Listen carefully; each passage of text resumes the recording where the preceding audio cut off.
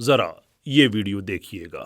Major इख्तिलाफ जो ayatollah की government से, किसी हद तक पाकिस्तान से, अब इंडिया से भी और इसराइल से सबसे ज़्यादा और अमेरिका से भी है, वो ये है कि ये बहुत से फैसले मज़हबी जो अक्सरियत है उसको देखकर करते हैं।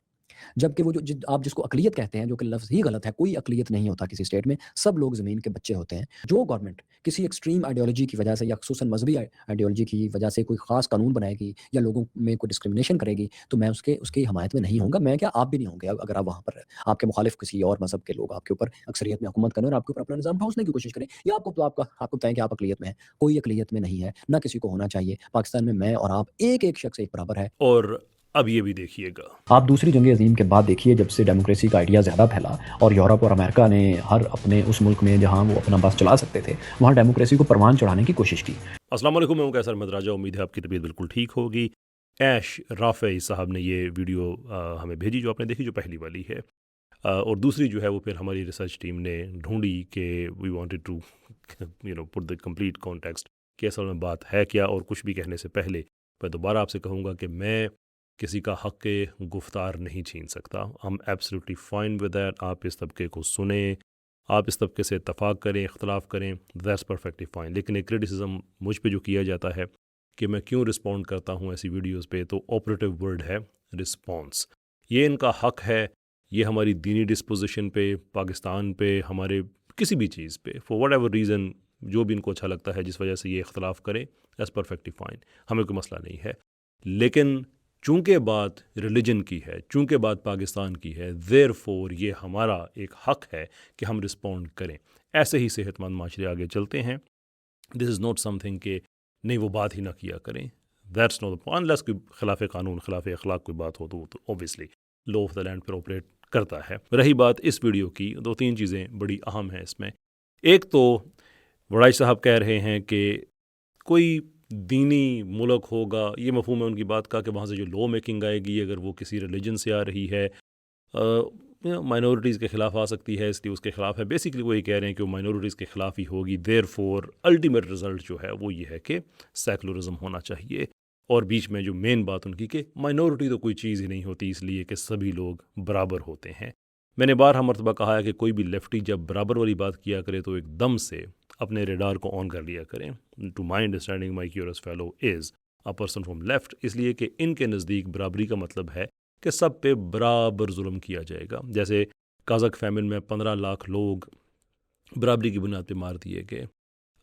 होलोडोमोर में I don't know somewhere between 3.7 to 6 million लोग, 3.7 मिलियन टू 6 मिलियन लोग बराबर मार दिए गए। चाइना में जो ग्रेट लीप फॉरवर्ड, वहाँ पे जो फैमिन वगैरह है, ये बराबरी की बुनियाद पे ही हमेशा लोगों का कत्लेआम करते हैं, भूख से मारते हैं, इकोनॉमिकली उनको बर्बाद करते हैं। तो इसलिए इस तबके की बराबरी बड़ी ख़तरनाक है। So we need to explain a few things here. लेकिन 2 वीडियोज़ आपने देखे हैं तो उसकी कॉन्ट्रडिक्शन भी देखें कि वो कहते हैं एक वीडियो में जो आपने सेकंड नंबर पे देखी कि जो डेमोक्रेसी है वो तो बड़ी अच्छी चीज़ हो रही है, इस हद तक कि वो अमेरिका की तारीफ़ कर रहे हैं। ये नहीं कह रहे कि अमेरिका जहाँ जुल्म करता है उसके लिए भी अच्छे अल्फाज इस्तेमाल किए कि अमेरिका का जहाँ बस वगैरह चलता है वो वहाँ पे डेमोक्रेसी को लेके जाते हैं, क्योंकि ये बड़ी अच्छी बात है। हाउएवर, अगर वो डेमोक्रेसी ऐसी हो कि लोगों की अक्सरियत मजहबी राय दे, मजहबी कानून बनाए, तो फिर वो हमारे लिए अच्छी नहीं है। इसको कहा जाता है एक ट्रेडमार्क सेकुलर मुनाफकत, कि हमें उसी वक्त ही डेमोक्रेसी अच्छी लगेगी जब हमारी मर्जी के कवानीन होंगे। ये बात प्रोफेसर पैट्रिक डनीन के साथ मेरी एक पॉडकास्ट है, उन्होंने भी पॉइंट आउट की। वो एंटी लिबरल हैं, तो वो लिबरल्स पे ये तनकीद कर रहे थे कि लिबरल्स को भी डेमोक्रेसी अच्छी लगती है उस वक्त तक जब तक लिबरल रिजल्ट्स प्रोड्यूस करे। ऑब्वियसली अमेरिका इस वक्त एंटी लिबरल गवर्नमेंट है, वहाँ पे यूरोप के बहुत से मुल्कों में एंटी लिबरल गवर्नमेंट है, तो वहाँ पे लोगों ने डेमोक्रेसी पे सवाल उठाना शुरू कर दिए, जो कि प्रोफेसर डनीन ने पॉइंट आउट की। और यहाँ पे एग्जांपल हमें मिल रही है फैसल वड़ाई साहब की सूरत में कि वो एक अजीब नज़रिया लेके आए हैं कि डेमोक्रेसी अच्छी बात है, लेकिन अगर वही लोगों की अक्सरियत इस्लामी डिसीजंस की तरफ जाए, ऑब्वियसली उन्होंने इस्लाम का नाम नहीं लिया, उन्होंने दीनी बात की है, बट वी अंडरस्टैंड कि हम पाकिस्तान के कॉन्टेक्स्ट में बात कर रहे हैं, तो यहाँ पे हम पारसीज़म की बात तो नहीं कर रहे होंगे, तो वही अक्सरियत फिर हमारे लिए काबिल कबूल नहीं है। तो उसका सोल्यूशन ये है कि माइनॉरिटीज़ को ख़त्म कर दे। पर हियर इज़ अ प्रॉब्लम, शायद समझने में बात थोड़ी सी मुश्किल हो फैसल साहब के लिए भी, बाकी लोगों के लिए भी। मैं ट्राई करूँगा इसको आसान करने की, कि जो इनहेरेंट कॉन्ट्रडिक्शन है उनकी स्टेटमेंट में कि माइनॉरिटी तो कोई चीज़ ही नहीं होती,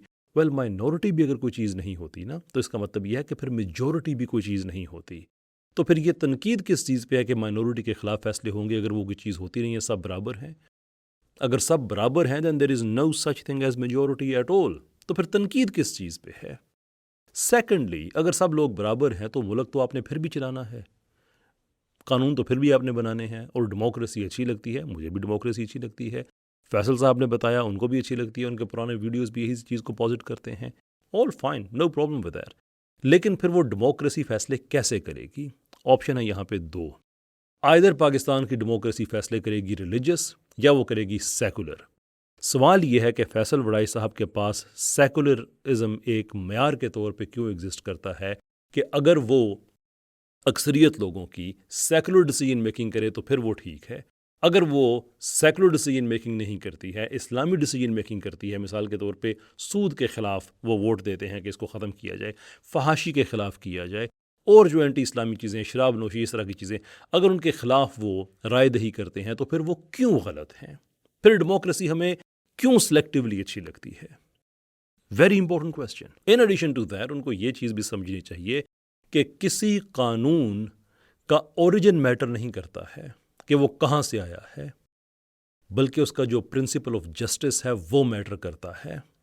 कोई मुसलमान लीडर है, अगर वो कोई ऐसा कानून बना देता है, ये कहता है कि मैं मुसलमान हूँ, मैंने बना दिया है, और वो खिलाफ अखलाकियात है, उससे जस्टिस का कत्ल होता है, तो मैं ये नहीं देखूंगा वो मुसलमान है, मैं देखूंगा ये कानून अनफेयर है। तो आपने अगर पाकिस्तान से इस्लामिक कवानीन के हवाले से आपने बात करनी है कि ये मेजॉरिटी जो है वो बनाती है इसलिए गलत है, तो फिर आपने वो कानून बताना है कि वो क्या गलत है, क्योंकि ये दोनों चीज़ें तो इकट्ठी नहीं चल सकती कि डेमोक्रेसी भी हो और वो डेमोक्रेसी सिर्फ सेकुलर हो। कहते हैं ना कि अनोखा लाडला खिलन को मांगे चाहत, इतने अनोखे लाडले हमें पाकिस्तान में प्रोबेबली पाकिस्तान है जो बर्दाश्त करता है, बट देयर इज़ मोर। और वो मोर ये है कि तारीख़ में जब हम देखते हैं, सेकुलर गवर्नमेंट्स को देखते हैं, तो क्या हमें हमेशा वही यूटोपिया नज़र आता है जो देसी सेकुलर हमें बेच रहा होता है? मिसाल के तौर पे हमें क्या फ्रांस में, सेकुलर फ्रांस में वो कवानीन नज़र नहीं आते जो मज़हब के ख़िलाफ़ हैं, मजहबी लिबास पहनने के ख़िलाफ़ है, बच्चियों के निकाब पहनने के ख़िलाफ़ हैं? क्या हमें कनाडा में ऐसे कवानीन नज़र नहीं आते जहाँ पे आप रिलीजियस आर्टिकल्स नहीं पहन सकते, इर्रिस्पेक्टिव आप मुस्लिम हैं, आप सिख हैं, आप क्या हैं, आप नहीं पहन सकते? क्या हमें अब सेकुलर्स की जो तारीख़ है, क्या उसमें हमें कश्फ़ हिजाब के कवानीन नहीं पता चले? अब कश्फ़ हिजाब का कानून जो है, ये बात याद रखिएगा कि पहली दोनों एग्जाम्पल से डिफरेंट है। डिफरेंट इस लिहाज से है कि फ़्रांस में एक मेजॉरिटी सेकुलर पैराडाइम है जो माइनॉरिटी रिलीजियस लोगों के ख़िलाफ़ कानून बनाता है। हालांकि वहाँ पे कोई भी, अगर कोई औरत निकाब करती है, हिजाब करती है, इवन इनके चेहरे का निकाब नहीं करती, सिर्फ हिजाब करती है, तो किसी की सेंसिबिलिटीज़ हैं वो हर्ट नहीं होनी चाहिए, बट अपेरेंटली ये सेकुलर शरीयत के ख़िलाफ़ है, देयरफॉर आप नहीं कर सकते। एंड फैसल साहब I think has no problem with that, और अगर प्रॉब्लम है तो फिर कोई तीसरा ऑप्शन हमें बता दें। In any case, back to the topic, Canada में, फ्रांस में हम बात कर रहे हैं कि majority secular versus minority religious लोग, लेकिन कश्फ़ हिजाब वहाँ पे तो मेजॉरिटी मुस्लिम्स थे, जहाँ पे शाह ईरान ने 1930 की दहाई में ये कानून बना दिया कि कोई औरत जो है वो रिलीजियस लिबास नहीं पहन सकती, यानी कि वो हिजाब नहीं कर सकती। ऐसे ही ये हमने मुस्तफ़ा कमाल के तुर्की में देखा, जहाँ पे मेजॉरिटी मुस्लिम्स हैं जो ओपनली अपने रिलीजन को प्रैक्टिस नहीं कर सकते, प्रोफेस नहीं कर सकते, पाबंदी है उन पे। नॉर्थ अफ्रीका में देखा, आज तक देख रहे हैं, आज भी हम अफ्रीका के ऐसे मुल्क देखते हैं जहाँ पे नॉर्थ अफ्रीका के मुस्लिम सेकुलर हुक्मरान हैं जो लोगों को इस्लाम प्रैक्टिस करने की नहीं देते, इजाज़त देते in its true sense. Central Asia देख लें, ताजिकिस्तान देख लें, वहाँ पे पाबंदियाँ, अभी तक पाबंदियाँ हैं। How about China? कितनी बड़ी एक सेकुलर सक्सेस की बात है। डॉक्टर तैमूर रहमान साहब, ये दूसरे लोग जैसे हैं, जब ये बात कर रहे होते हैं कि देखो यार दुनिया में ये सेकुलर मॉडल है, वो क्यों नहीं बताते कि सेकुलर मॉडल के अंदर रिस्ट्रिक्शंस क्या हैं? क्या चाइना में ऐसी जगह नहीं है जहाँ पे आप रिलीजियस नाम नहीं रख सकते, आप अरबी नहीं बोल सकते, आप ये कितने वहाँ पे अभी ये यूगर मुस्लिम्स का तो एक मामला कंट्रोवर्शियल कर दिया गया इस हवाले से कि वो कहते हैं कि नहीं ऐसा तो हो ही नहीं रहा, लेकिन जो लोग वहाँ पे गवाह हैं, क्या उन्होंने नहीं देखा कि वहाँ पे क्या होता है?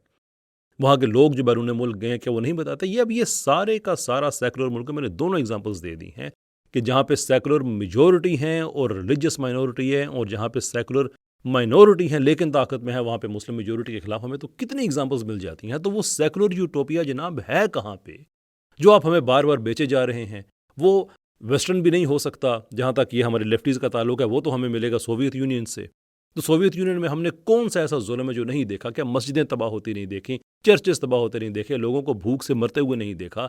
क्या हमने वहाँ पे बेकार कैंपेस नहीं देखे? क्या ग्रेट परजेस नहीं देखे? क्या नहीं देखा हमने? लॉज ऑफ रिलीजियस एफिलिएशंस 1929 क्या नहीं देखा? ये सारे के सारे सेकुलर जुल्म हैं।